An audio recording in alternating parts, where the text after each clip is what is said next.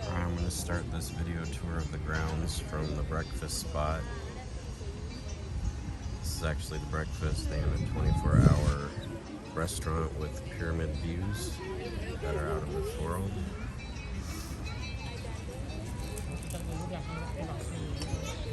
That's the breakfast buffet area.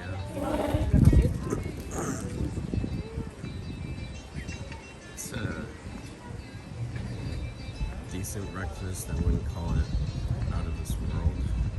Pastries were excellent. Yeah, the pastries are amazing. They really do desserts well here. Fruit is good as well. Yeah. Coffee's alright. It's a little weak.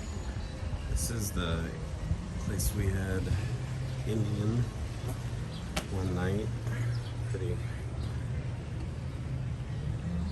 cool restaurant. Fairly priced. Good service.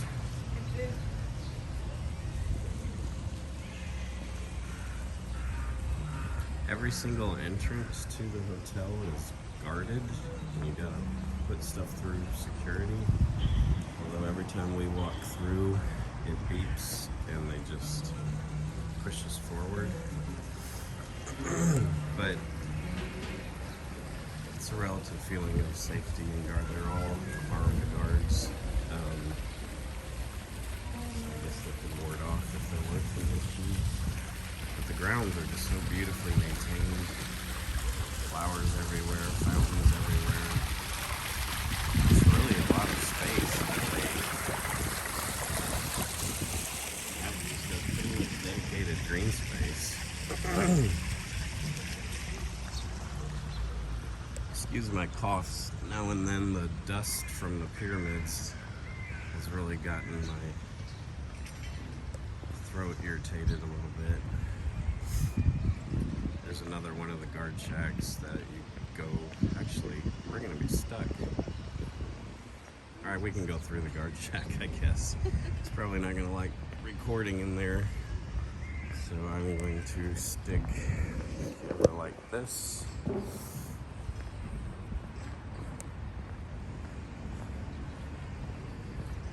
My guess is you won't say a word because we don't usually.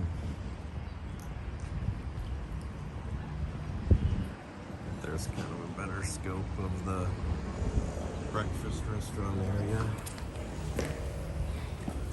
Hi, good morning. Thank you. Thank you. And there was the beep I said happens every time and it's completely meaningless. I did another video where I showed how quickly you can get to the pyramids.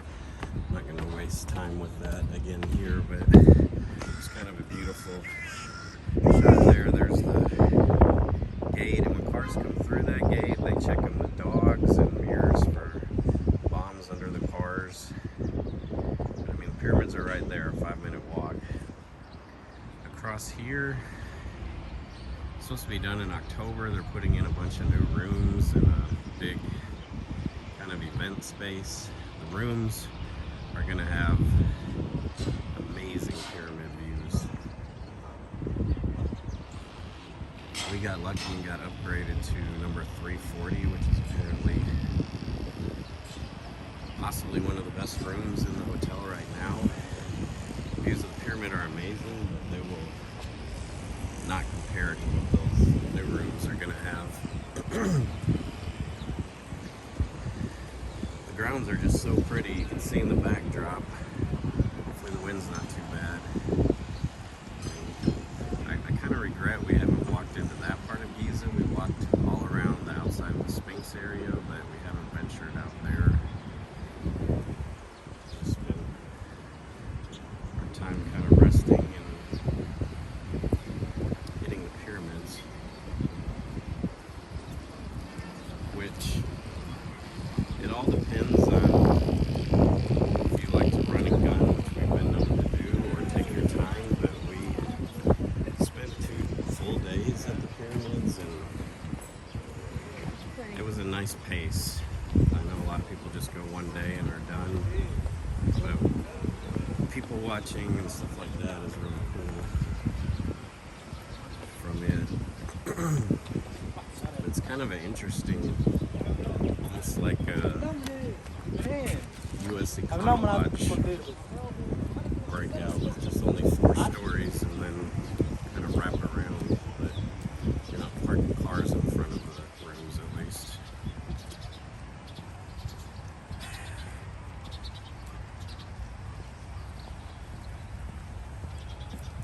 The lobby itself is kind of like almost like a catacomb maze. There's never a really giant big hub meeting space. There's lots of little spaces, which is kind of interesting. Let's go this way and hit the spa and the exercise room. They have a really nice gym. I haven't been there. I don't know that anytime I walk by it I've seen anybody in there, but it's really nice one if you're so inclined. We got plenty of exercise walking around pyramids. There's a spa at the other end of it. You get jacuzzi usage and sauna usage for free with your room, but because of COVID you have to pre-book everything and nothing's been available. I've tried. They do have massages and treatments like that were all about this equivalent of typical American prices for those kind of treatments.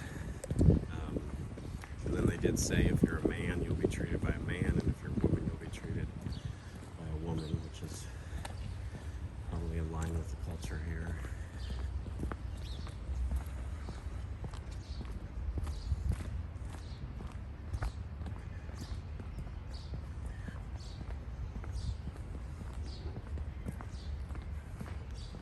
But overall, it's a really nice hotel, and I wasn't sure coming in if you could use it as a hub to do tours out of, but you definitely can. The hotel will set you up, or there's a zillion guys outside the gates.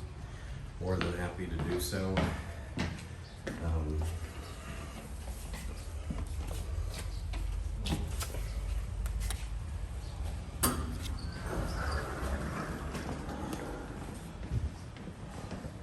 If I had known that, I would have probably booked here the entire time. I got the 5 nights for the price of 4, which would have made the value even better than it already is. But I didn't know. We're used to getting the pre-emails that kind of give you a chance to ask any questions, and we didn't get those this time. And honestly, didn't do much planning, was just gonna wing it. I could tell the hotel was really nice and just go from there. So, I'll show you the entrance to the spa and the gym area, but I'm not gonna go in the spa and bug them. But there it is, it's really nice. Extremely expansive gym. I think it's got everything you could possibly want and more.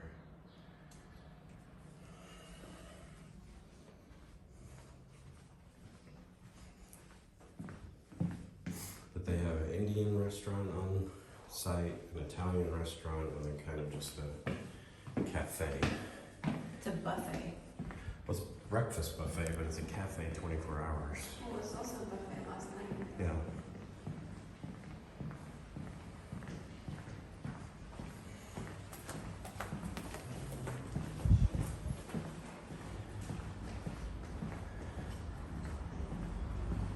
Here is the pool area.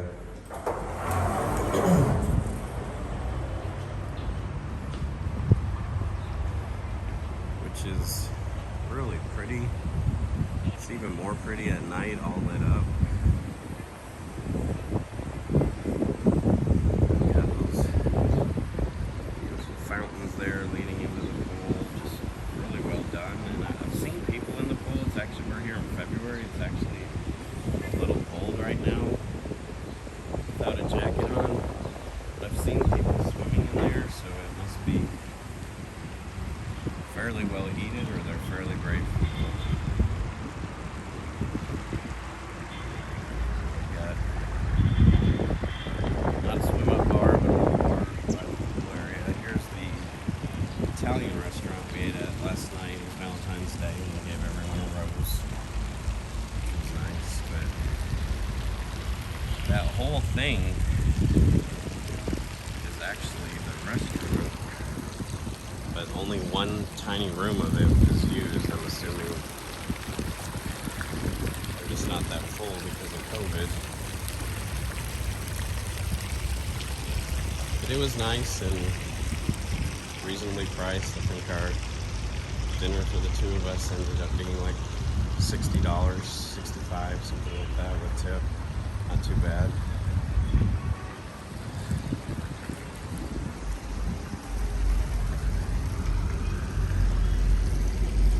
They're pretty flowers there, and they put, at least every room we've had, they put fresh flowers in, which is a really nice touch. But the food in general at the restaurants has been really good. Like I said, the breakfast buffet, I feel bad, but for me it was just okay. What if you feel bad? I just feel bad. I don't want to complain. I mean, the service here has been great. Everyone is so friendly. For those of you that have status with Marriott, like is almost always the case, that status really matters outside the U.S. And I mean, the reality is, the points that we used for this hotel every night, you could barely get an A-loft in the United States. And they're still tickled to death when they saw we were taking right away upgraded us to a suite without even having to ask. Told us all the things that we got for it. I mean, it makes you feel good about the loyalty, whereas in the U.S. they just don't seem to care about that anymore very often.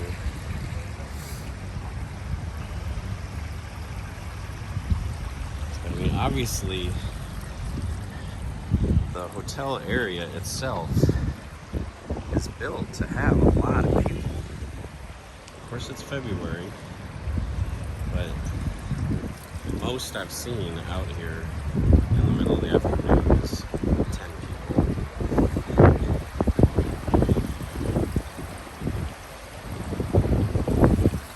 mean, it's a little chilly right now, and it's chilly at night, but in the daytime, it's perfect. The sun's shining. I would definitely recommend, from things I've read since I've come here, do your research once you're here versus before, that coming in the winter is a lot better. I mean, it sounds like the heat, walking around the pyramids in the summer would just be miserable.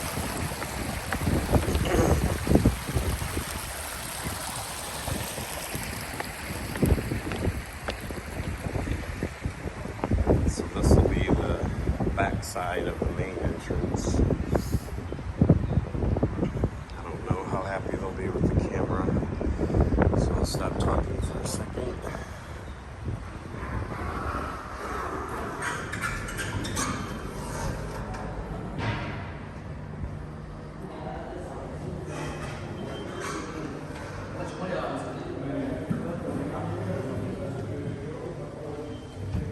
Concept of how it's all guarded. The executive lounge is actually open here, which is nice. It's a pretty nice executive lounge. We've got amazing desserts and soft drinks and water 24 hours. And happy hour in the afternoon from like 5:30 to 7:30 with wine and beer and different snacks. But other than that, like I said earlier, it's just kind of a catacomb. There's not one big, beautiful hangout lobby space. The halls, I don't know why, they really look beautiful to me. There's something about them that captures me, but I mean, this is the main hub area, I guess, if there is such a thing.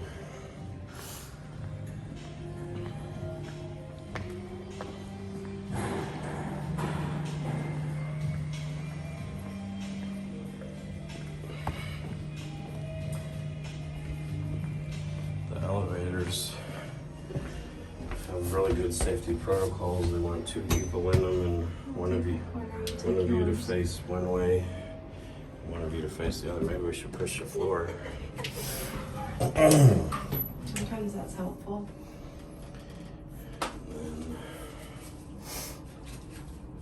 we initially were in room 3508, which was a really, really nice room. It's decorated completely different than our current room.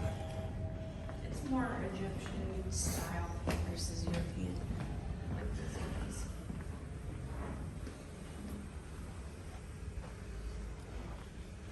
This one is 340. And excuse our mess a little bit. Nice bathroom. There's another bathroom in the second area. Basically, the second area is just a room they opened up. So this used to be another smaller bedroom, and they made it into a living space. Another bathroom, which is nice to both be able to get ready at the same time. Both have tubs and showers. But the reason they put you in this room is this right here. Last night it was lit up, which was really pretty. So you actually have 2 balconies, pretty good sized one. But I mean, it's a pretty priceless view. Feel very fortunate to have come here. Overall, I would definitely recommend, if you're wanting to come to Egypt and are the type of person who's willing to kind of wing it and do their own thing, the Marriott Mena house is an excellent place to stay and kind of use as your hub. We're going from here to the St. Regis, so I'll do a similar video to that to kind of compare and contrast, and I'm sure it'll be the same way. But if you're coming here for the pyramids, which my wife really wanted to see, this is definitely the spot to simplify and make that so nice to be able to just walk there in 5 minutes and do your own thing at your own pace.